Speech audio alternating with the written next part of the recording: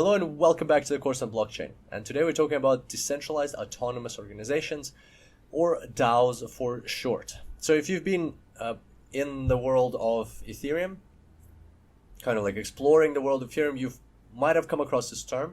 So do not confuse it with the DAO. The DAO is something we'll discuss in the coming tutorial, probably the next one. That's a specific DAO. This is general DAOs. And so what are decentralized autonomous organizations? Well, let's start answering a question by asking another question. What are organizations these days? And here's an example. If you set aside all of the assets of the organization and all of the actual work they do, whether it's like physical labor, like drilling holes in the ground or laying cables or building buildings, or it could be creative work, design work, and so on. If you put those things aside, inside the organization, what runs the organization? That's the question we're asking. Well, it's usually a hierarchical structure where you have directors, managers, more managers, and then employees. And all of these people do certain things to make the company operate. And the question is, what exactly do they do? What do these people do? Well, these people follow protocols. They follow certain procedures in order to make this company operate. For example, if an invoice comes in, you need to check these things off. If they check off, then you need to pay the invoice, or you need to raise the purchase order. You pay the invoice, or if you need to invoice somebody else. No, how does it work? That's right. If the invoice comes in, then you raise the purchase order, then you pay the invoice, something like that. I haven't done that in a while. And so, like checking things off. Or another example, like if it's the end of the month, check number of employees, check their bank accounts, pay money to their bank accounts. That's all done by humans most of the time. There's lots more other examples. Those are just financial examples, but there's operational examples and lots of things that are done in an organization that are just procedures that need to be followed. There's of course room for strategy and growth of the organization and other important business decisions. But at the core, the running of an organization is like if there's a car driving. Yes, somebody's steering it and they're deciding where to go, left and right and which way, but the car has to run. And so there's lots of little parts inside the car that are doing their thing that make the car work. Same thing, any organization has work that needs to be done that are just procedures and protocols. And so the question is, how do these people know the procedures and protocols? Well, they are given the procedures and protocols, and very often they're even written out in their contract exactly what they need to be doing. So the contract specifies their protocols or procedures of what type of work that they'll be doing. So how about we take that idea further and we say, well, if we really put our mind to it, then we can create an organization where people don't have to be doing this. This can all be done automatically. This can all be done by computers.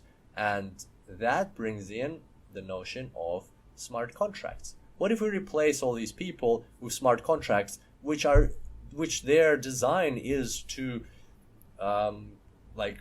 have conditions? If something happens, do this. If this happens, do that, and so on. So if you write out all those protocols and then code them, because as we discussed, we have a Turing complete programming language. You can code any logic into it. If you code all those things into smart contracts, all of a sudden you have an organization that's running itself. And that's what DAOs are all about. I know this might sound quite far-fetched, but let's have a look at a couple examples to make this concept more relatable. So we're going to look at two examples. So first one is a company or decentralized autonomous organization that does a ride service, like a ride service, right? So it's not actually ride sharing because the cars are driving themselves autonomously even. So even a car can be autonomous, as we've seen from the news lately. So cars are driving themselves and the organization is driving itself, right? Is running itself. So a person is waiting for a car. They want to go from their house to their work. A car appears. Person gets in the car. Car drives them all the way to work. Car drops them off at work. There's another person waiting. Now they need to go pick up this person, or Yeah, so they need to go somewhere else. The car needs to go pick up another person. And the car for itself, because of the smart contracts, because of the programming that's embedded in this organization, it can decide for itself that it needs more petrol, stops by the petrol station. Then there's a smart contract that governs how it interacts with the petrol station. And the petrol station itself can have a smart contract. The car checks off on that smart contract. The petrol station checks off on the smart contract of the car. There's an exchange of petrol for whatever currency the petrol station accepts. And then the car drives on. So this whole process doesn't need a human involved. Even starting from, doesn't need to be a driver anymore, or soon in the near future there won't need to be a driver, to the whole point of the car can decide for itself when to get petrol. The computer in the organization or on the blockchain, it's all happening on the blockchain. The computer on the blockchain can decide which users are closest and which users it needs to go pick up and things like that. So at the end of the day, you really don't need much human intervention in running an organization like this. And moreover, if this organization is designed on the blockchain, so it's not like a centralized organization, it's a decentralized. So decentralized meaning that it doesn't belong to, or the servers don't belong to one specific company. So even if it was founded by certain people that started it off, but because it's completely decentralized and these contracts are written out on the blockchain, the key thing here to understand is that even if that company itself like fades or fails, or like those people are no longer interested in running it, the contracts exist. The smart contracts still exist on the blockchain, and the organization is going to keep running itself. So it doesn't need that human intervention. It doesn't need a board of directors. It doesn't need managers. It doesn't need employees. It just all happens on its own on the blockchain. That's the concept of DAO. And so let's have a look at a different example. So here we've got an organization which provides a computational service from the cloud to its customers. It could be something like a proprietary machine learning algorithm to predict certain things about how like marketing is going to succeed or fail, or things like that.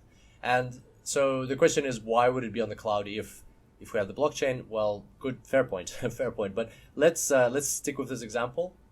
It's one of Vitalik's example. I really liked it. So it doesn't have necessarily to do with the blockchain, but we'll say that the smart contracts and everything that's running this organization is on the blockchain.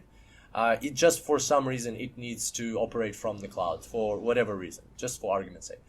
And so what it would do is it would grow. This company would provide the service. It would grow, and then it would decide for itself that it's time to open another cloud service, like another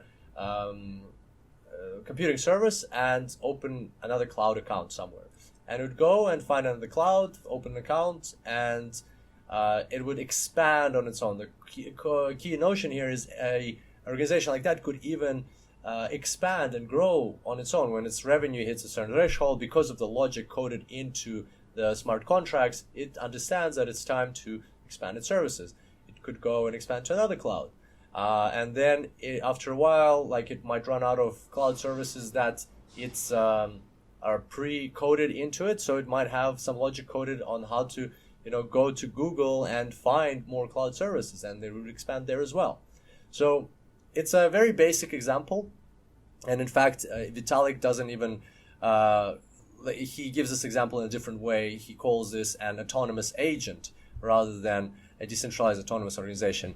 Either way, it illustrates the point that with logic, we can code things that will run themselves and run on their own, and with the power of blockchain, we can make them decentralized, meaning that that logic doesn't have to live in a silo of an organization. It can live on the blockchain, and therefore, if this organization is profitable and it can grow, even if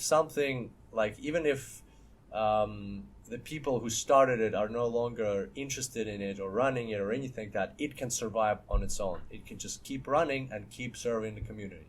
That's the whole notion behind DAOs.